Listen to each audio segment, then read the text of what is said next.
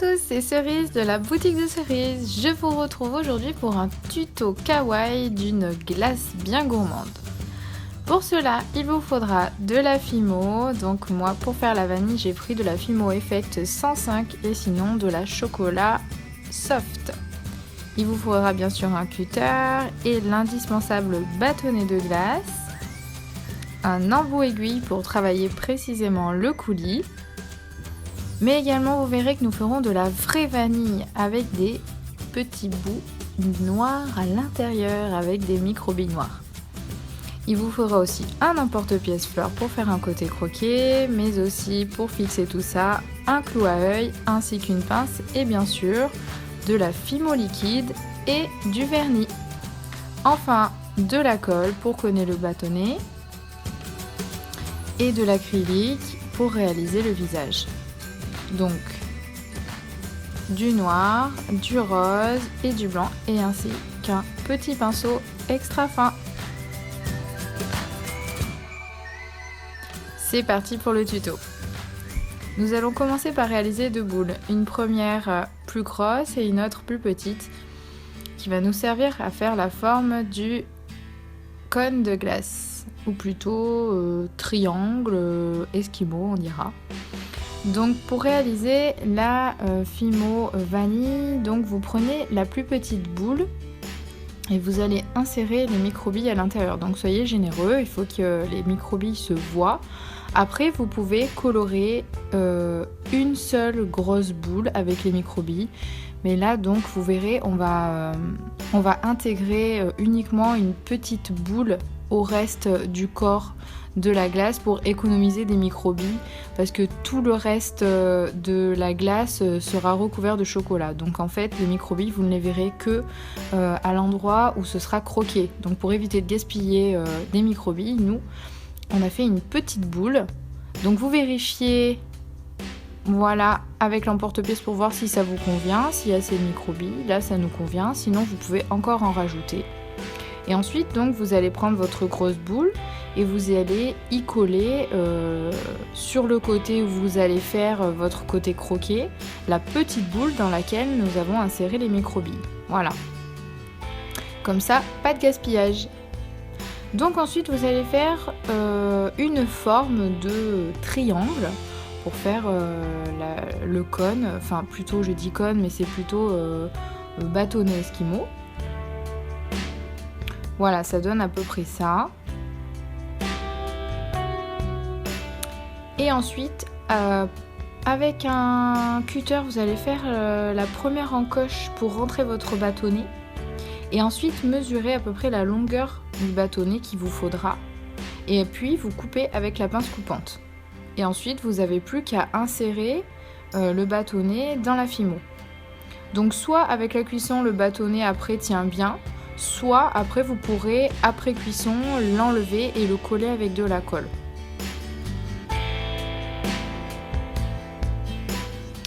Voilà, vous ajustez bien parce qu'il a pu se déformer en mettant le bâtonnet. Vous ajustez bien, ces petits bâtonnets sont super pratiques, qui permettent de retravailler sans laisser de traces, de faire des choses régulières. Et bien sûr, vous pouvez laisser votre création 10 minutes au frigo ou au congélateur. Ça, quand vous allez insérer votre petit bâtonnet, ça évite la déformation si votre pâte est chaude. Ensuite, vous prenez votre emporte-pièce fleur et vous allez faire le petit côté croqué pour qu'on voit cette fameuse Fimo vanille avec les petits bouts noirs que l'on adore tant, la vraie vanille. Donc un premier, voilà, vous pouvez après retravailler, faire plusieurs encoches. C'est vrai que c'est pratique ce petit emporte-pièce fleur. Nous, on s'en sert beaucoup pour faire ça. Le côté gourmand et croqué. Ensuite, vous pouvez retravailler un petit peu avec un embout aiguille pour parfaire parfaitement les encoches. Ensuite, on va passer au coulis. Donc vous prenez de la Fimo chocolat que vous allez mettre en petits morceaux sur un support et ensuite vous allez mettre de la Fimo liquide. Donc là vous avez deux choix, soit vous faites un coulis très liquide qui va couler lors de la cuisson un petit peu et faire vraiment cet effet de glace qui a coulé à la chaleur. C'est ce que nous allons faire, donc c'est pour ça que notre coulis sera très liquide. Soit vous choisissez de faire un coulis un petit peu épais et dans ce cas-là, il faut mettre moins de fimo liquide. Pensez bien à travailler votre fimo avant de mettre la fimo liquide dessus pour éviter les grumeaux. Sauf si vous voulez faire un effet un peu de cacahuète dessus, vous la travaillez moins, ça vous fera des petits grains dans votre coulis. C'est ce que nous avons fait. Si vous voulez quelque chose de très lisse, vous passez la fimo chocolat sous de l'eau chaude et ensuite, une fois qu'elle est bien pâteuse, vous rajoutez la fimo liquide. Donc là maintenant, nous prenons un embout aiguille, c'est super pour travailler, c'est très précis, ça vous permet de faire des dessins, des démarcations, c'est très pratique pour ce genre de travail. Donc là, nous avons choisi un coulis liquide, donc j'ai juste un petit peu dessiné le bas de ma glace pour que quand je vais faire cuire ce coulis, le coulis va couler de lui-même en fait, mais du coup d'avoir fait les petites marques comme je fais là, ça va permettre de faire le dessin que je voulais en fait. Si vous dessinez pas de vagues, quand votre coulis va couler, je sais pas si je me fais bien comprendre, il n'aura pas de forme précise. Moi j'ai voulu qu'il ait cette forme, donc j'ai dessiné mes vagues. Et ensuite, quand ce sera passé au four, vous verrez que le coulis va suivre cette forme que vous aurez dessinée. Donc voilà, le rendu avant cuisson.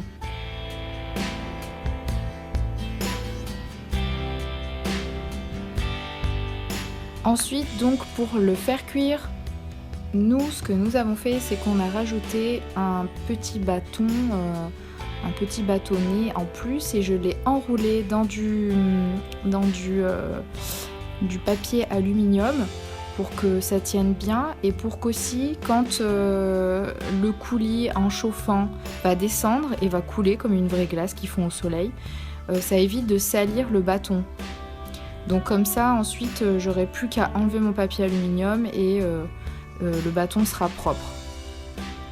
Voilà, après cuisson, ce que ça donne. Vous voyez, mes vagues sont descendues un peu plus bas parce que le coulis a réellement coulé. Donc nous avons fait en 2 fois, c'est-à-dire que nous avons appliqué 2 fois du coulis. Et une première fois cuisson et une deuxième fois cuisson, voilà, pour que ce soit bien marron. Ensuite, vous passez le vernis, vous laissez sécher. Une fois que le vernis est sec, vous pouvez commencer à dessiner le visage un peu kawaii de votre jolie glace. Donc on fait les yeux noirs, des petits points noirs. Et puis ensuite, avec un tool, on va dessiner la bouche. Donc là, c'est un travail précis. C'est l'idéal de travailler soit avec un embout aiguille, soit avec un tool très très fin.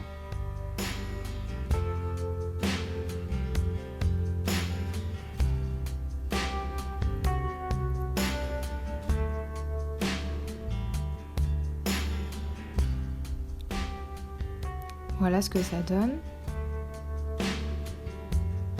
Et ensuite, on va lui faire les petites joues roses sur les côtés.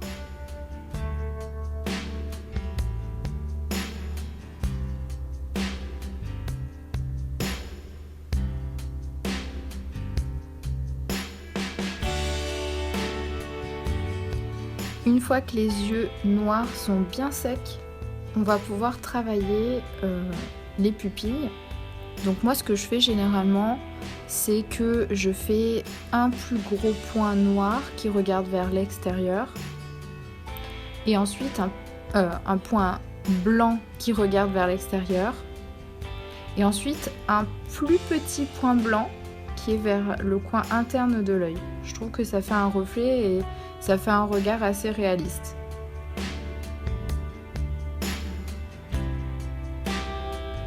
Ensuite, il faut laisser ça sécher un maximum. Et une fois que c'est bien sec, attention, j'insiste, il faut que ce soit bien sec, sinon en appliquant le vernis, votre peinture va s'en aller. Donc une fois que la peinture est sec, vous pouvez appliquer une couche de vernis uniquement sur la partie chocolat pour faire un côté brillant au coulis. Vous n'avez plus qu'à laisser sécher votre jolie création et ensuite la monter pourquoi pas en porte-clés pour faire un très joli porte-clés kawaii. Voilà, ce tuto est terminé. Je vous invite à vous rendre sur la boutique de cerise.com pour voir tout le matériel utilisé pour ce tuto. Surtout, n'hésitez pas à nous laisser des commentaires. Nous y répondrons avec grand plaisir. Je vous dis à très bientôt pour un nouveau tuto. Bye bye!